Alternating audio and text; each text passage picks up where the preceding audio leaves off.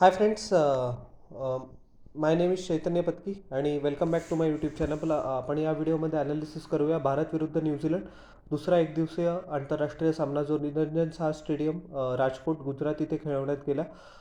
न्यूझीलंडने toss जिंकून गोलंदाजीचा निर्णय घेतला. कारण पिच रिपोर्टमध्ये असं बघण्यात आलं होतं की हे पिच ॲक्च्युली थोडंसं स्पिनर्सला एड करेल, त्यांना मदत करेल, थोडंसं लो राहील आणि पिचवर बरेपैकी क्रॅक्स पण होते.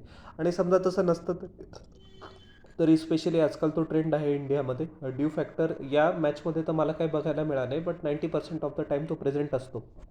जो पण कॅप्टन, होम कॅप्टन असो किंवा व्हिजिटिंग कॅप्टन असो, टॉस जिंकल्यानंतर ते क्षेत्ररक्षणाचाच निर्णय घेतात. 50 ओव्हरमध्ये टीम इंडियाने 284 धावा केल्या, 7 विकेट्स आपण गमावल्या. रोहित शर्माने केल्या 24 धावा 38 चेंडूंमध्ये, ज्याच्यामध्ये 4 चौकार होते. क्रिस्टियन क्लार्कने त्याची विकेट घेतली. कायल यंगने एक सोपा झेल घेतला. शुभमन गिलने सुरुवात खूप चांगल्या पद्धतीने केली आणि त्यांनी त्याचं अर्धशतक पण झळकावलं. 56 रन्स केले त्यांनी 53 बॉलमध्ये. 9 चौकार, एक गगनचुंबी षटकाराचा त्याच्यामध्ये समावेश होता. ज्या वेळेला असं वाटत होतं की शुभमन गिल किक ऑन करेल आणि मोठी इनिंग्स खेळेल, कायली जेमिसनने त्याची विकेट घेतली. कायली जेमिसनला आय एम सॉरी डॅरेल मिचलला शुभमन गिल सोपा झेल देऊन बसला. विराट कोहलीच्या नशिबी या मॅचमध्ये रेअर फेलियर आलं, अपयश आलं. 23 धावा केल्या त्यांनी 29 चेंडूंमध्ये, 2 चौकार त्याच्यात लगावले. क्रिस्टियन क्लार्कने त्याची विकेट घेतली आणि डॅरेल मिचलने परत एकदा त्याचा मॅचचा दुसरा झेल घेतला.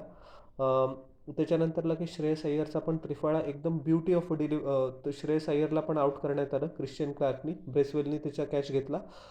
के एल राहुलनी मस्तपणे शतक झळकावलं. समजा के एल राहुलने शतक नसतं झळकावलं असतं, टीम इंडिया फक्त 200-210 पर्यंत मजल मारता आली असती आपल्याला, असं मी सांगेल. फक्त एकदम टॉप क्लास इनिंग्स. आणि मी पहिल्या व्हिडिओमध्ये पण सांगितलं होतं की के एल राहुल हा खूप अंडररेटेड आणि मोस्ट रोल्ड क्रिकेटर आहे इंडियन क्रिकेट हिस्ट्रीमधला.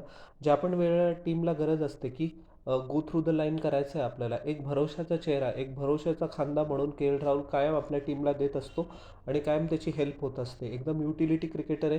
जिथे सांगितलं तिथे विकेट किपिंग करतो, कोणत्या पण पोझिशनला खेळतो. ऑल्दो आता मिडल ऑर्डरमध्ये त्याला वन डे क्रिकेटमध्ये थोडीशी स्टॅबिलिटी मिळाली आहे. चॅम्पियन्स ट्रॉफी दरम्यान पण आपण हे पाहिलं, फर्स्ट ओडीआयमध्ये पण आपण हे पाहिलं. त्यांनी हर्षित राणाला सोबत घेऊन आपल्याला ती मॅच जिंकवली. आणि सेकंड वन डेमध्ये तर काय कारनामा, 11 चौकार, एक षटकार, तो शेवटी होता नाबाद. रवींद्र जडेजाने 27 रन्स केले 44 चेंडूंमध्ये. नॉट सो गुड इनिंग्स, फक्त एक चौकाराचा समावेश होता.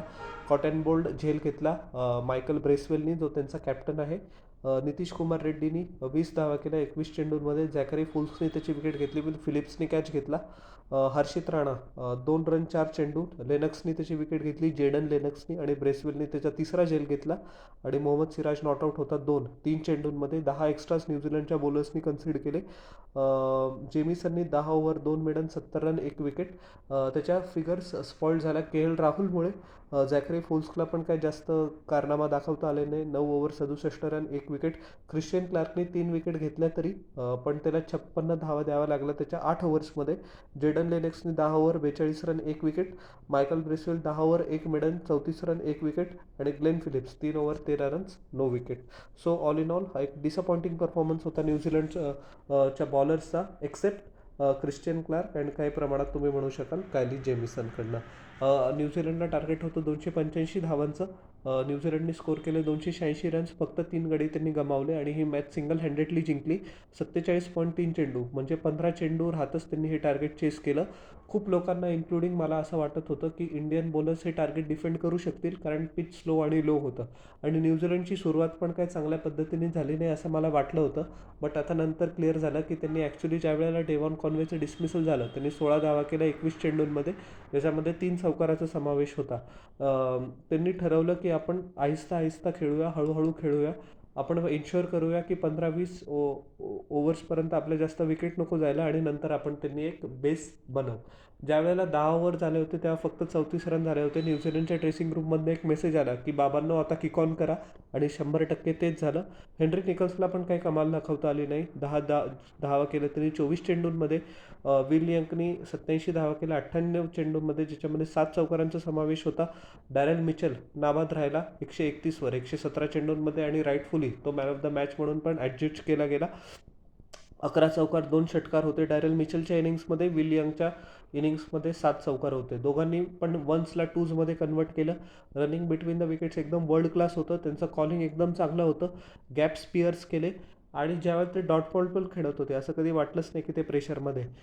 टीम इंडियाच्या बॉलर्सनी पुष्कळ लूज डिलिव्हरीज पण टाकल्या, ज्याचा पुरेपूर खरपूस समाचार मिचेल आणि निकल्स दोघांनी घेतला आणि ग्लेन फिलिप्सनी शेवटी फिनिशिंग टच दिला. 32 धावा 25 चेंडूंमध्ये, 4 चौकार, 2 चौकार आणि 1 षटकाराच्या मदतीने. So the day belong to Daryl Mitchell. आणि मला असं वाटतं दरवेळेला डॅरेल मिचेल ज्यावेळेला ओडीआय मध्ये इंडिया विरुद्ध खेळतो त्यावेळेला तो 100 स्कोर करतो. सो खूप मोठा काटा येतो आपल्या ह्याच्यामध्ये. आपल्याला समजा तिसरी वनडे जिंकायची आणि सिरीज जिंकायची. मिचेलची विकेट आपल्यासाठी खूप महत्त्वाची असेल. 9 ओव्हरमध्ये 41 धावा दिल्या सिराजनी. त्याला काही विकेट मिळाल्या नाही. Very unfortunate not to get a wicket. चांगल्या चॅनल्समध्ये बॉलिंग केली. Harshit Rana 9.3 over 1 maiden 52 run 1 wicket. Prasidh कृष्णाने 9 ओव्हरमध्ये 49 धावा दिल्या, त्याला पण 1 विकेट मिळाली.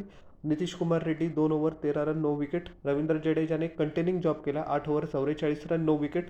आणि कुलदीप यादवने 1 विकेट घेतली तरी पण त्याला it's a day that Kuldeep Yadav would like to forget. त्याला 82 धावा पडल्या 10 ओव्हर्समध्ये. डॅरेल मिचेल आणि नीतं त्याचा खरपूस समाचार घेतला आणि त्याला लवकरात लवकर मिचेलला आउट करायची स्ट्रॅटेजी त्याला करावीच लागेल, कारण दरवेळेला या दोघांचा ड्युएल होतो. मिचेल त्याला इझिली त्याचं थ्रेट निगेट करतो. सो तुम्हाला माझं ॲनालिसिस सेकंड वनडेचं कसं वाटलं हे जरूर न चुकता खाली कॉमेंट सेक्शनमध्ये सांगा. आणि माझ्या यूट्यूब चॅनलला लाईक, शेअर आणि सबस्क्राईब करा आणि बेल आयकॉन प्रेस करा पुढच्या नोटिफिकेशनसाठी. आपण भेटूया नेक्स्ट व्हिडिओमध्ये. Till then everyone, bye.